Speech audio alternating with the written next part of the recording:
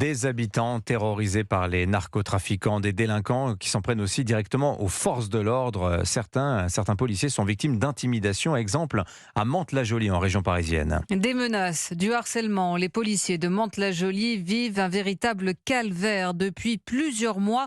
Des intimidations alors que l'on a tous en tête cet assassinat terroriste il y a près de 10 ans de 2 policiers.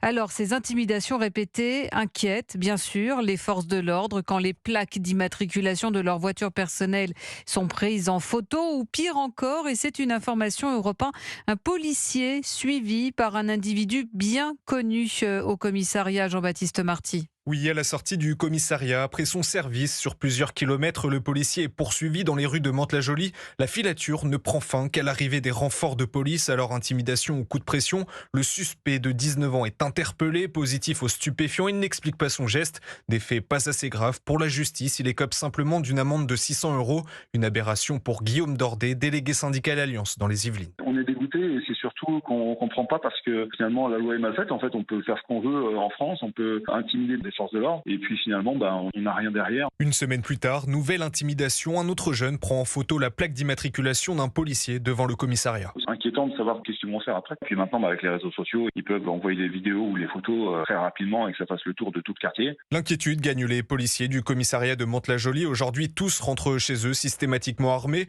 Certains changent d'itinéraire tous les jours pour partir du travail. Tous ont en tête l'attentat de Magnanville en 2016. Jean-Baptiste Salvin et Jessica Schneider avaient alors été assassinés chez eux par un terroriste islamiste qui les avait espionnés quelques semaines avant l'attentat. Jean-Baptiste Marty pour Europe 1.